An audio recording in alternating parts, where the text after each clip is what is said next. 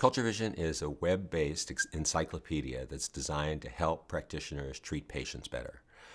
It's a tool that's based on years of research in understanding how people from different cultures have different needs in a medical environment. And right now, the tool applies to over 40 different cultural groups, 12 different religious groups, also several other groups, for example, people with disabilities, people from the lesbian, gay, bisexual, transgender community. And it's designed to help doctors, nurses, and other practitioners get the information they need at the bedside to be able to provide culturally competent care.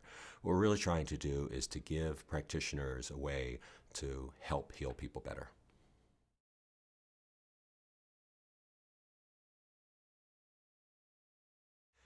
I wish I could say that CultureVision was this great brainstorm or some vision I had, but the reality was it developed quite organically. A number of years ago, we were working with a hospital in Flint, Michigan, and doing a large diversity organizational change project. And among the things that we did as part of the effort was develop a training program and train a lot of people in the organization to deliver that training to their fellow workers. And we trained over 40 people. And one of them was a woman named Bonnie Jacobs, who worked in the IT department of the hospital. And Bonnie called me one day and said that just out of curiosity, she had run some numbers on patient outcomes based on ethnicity to see if there were any patterns of patients' health based on their culture. And it found that Vietnamese women in the hospital, when they delivered babies, were getting dehydrated more than other groups. And there was no explanation that anybody in the OBGYN department could give her. So we began to do some research and found that, in fact, the reason was cultural, that Vietnamese culture is traditionally based on hot and cold theory, and women who deliver babies are told that that's a cold time, and during cold times you don't drink cold liquids.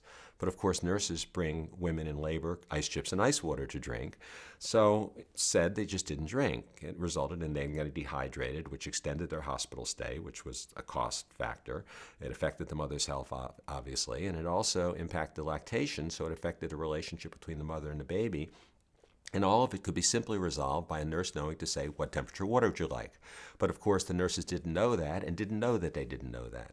So once we got a sense of that, we started to look into it, and it was like picking up a rock and finding a whole world underneath it. We just found dozens and dozens of little tidbits of information like that, which in the early days we just began including in our training programs. And then ultimately we found out that there was so much, and it was so evolving, that we had to find a better way to deliver it to people. And that's where the notion of creating a web-based tool came from.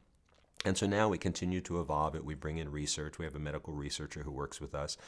And we've expanded out to the point where we have over 150 hospitals around the country using it.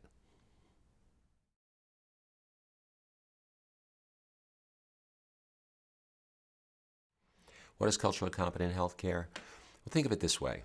We've got more people living in the United States today who are born outside of this country than any time since the 19th century, almost 12% of our residential population.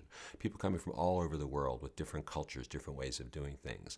And that doesn't even include people who are born in this country but whose parents came from other cultures, or people who live in communities, intact communities that infuse that culture into them even when they're born in this country. And they're coming into hospitals, into healthcare facilities in numbers far more than we've ever seen before. The average hospital in the United States today has people come in every year from more than 50 countries, some even more than that. I recently talked to one hospital administrator who said that they had people from 117 countries in their hospital this year.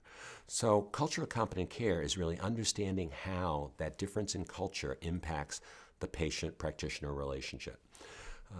For example, people come in having different family patterns, different foods that they eat, different traditional medical practices that they use. They have a different sense of what medicine is or the relationship with healthcare. There are drugs that impact people differently, or some diseases that are prevalent in different groups more than others. And so culturally competent care is really understanding ways to develop services, practices, and a way of communicating that allows people from all different cultures to be treated effectively so that the medical interaction can happen in the way it's supposed to happen.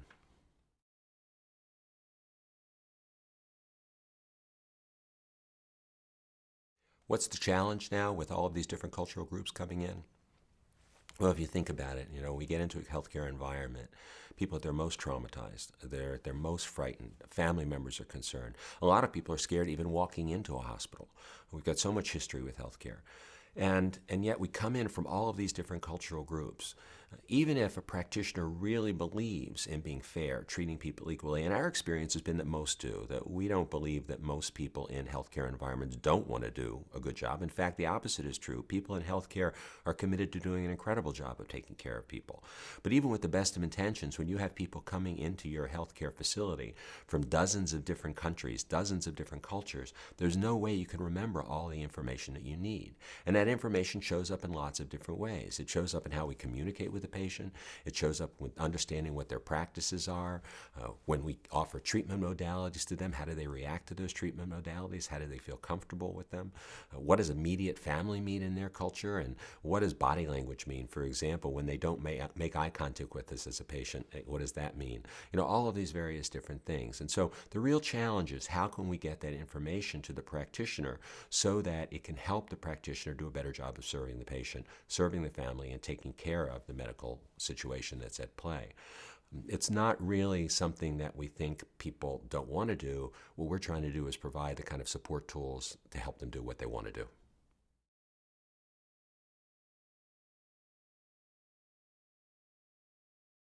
Is there resistance? Of course, we encounter resistance sometimes. I think any new idea encounters resistance. And there are a couple of legitimate reasons why people sometimes resist the notion of culture vision at first. I think first of all, medical practitioners are really challenged right now. They're doing more with less than ever before. They're asked to take on more patients, to move faster. And for a lot of them, I think it occurs as first one more thing to look at or one more thing to worry about. And so the challenge is, how do I find the time for it? Now, one of the things we're finding for most of our folks is that when they really understand what culture vision is about and they begin to use it, that it actually makes their job easier, that it gives them information and allows them to get to the heart of things with patients quicker, to help family members more easily.